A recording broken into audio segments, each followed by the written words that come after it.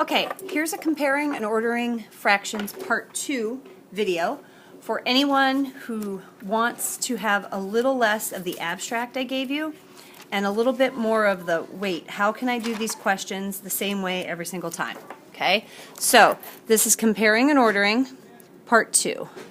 Comparing and ordering fractions part 2. Okay, so again, comparing.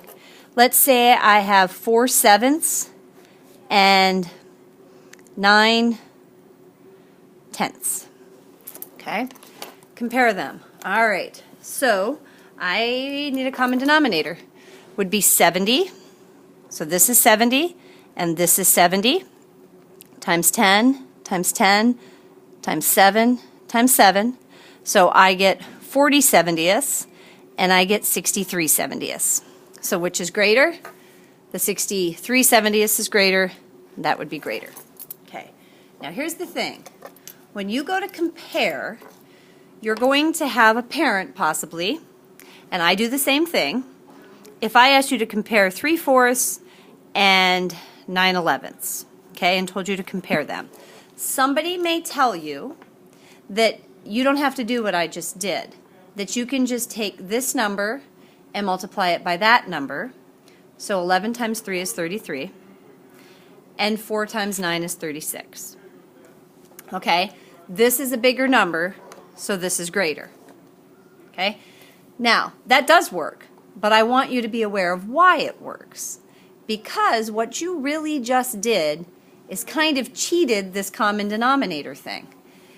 If you made the common denominator 44ths, this would be 33/44ths.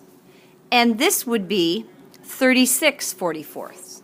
So you can do this little trick where you do this times this and this times this, but I want you to be aware of why it works. The reason it works is you basically found the numerators for if you had found the common denominator.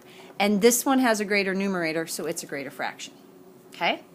The only problem with this trick is it works way better when you have two numbers than when you have three numbers. So if I've asked you to compare 2/3 and 7/9 and 9/11, okay, you would have to compare this to this and this to this and that to that.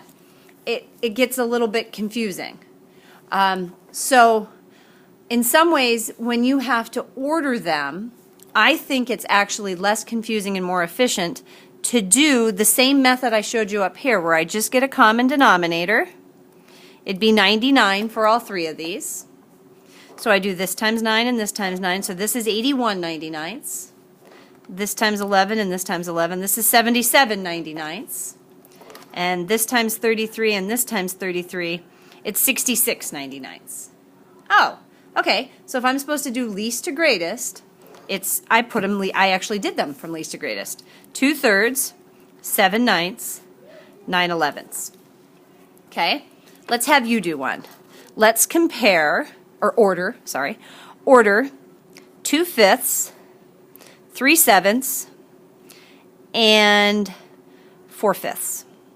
Okay, did I do it again? No, hopefully not. Okay, order those from least to greatest. Push pause on the video right now. Order those for three fractions, and then come back on. Okay? So, I gave you two with the common denominator already. I gave you two of them that had fifths. So, all you had to figure out was that my common denominator would be 35. So, this is 14/35. This is 15/35. And this is 20/35. I did it again. I gave them to you in order from least to greatest. 14/35 is less than 15/35.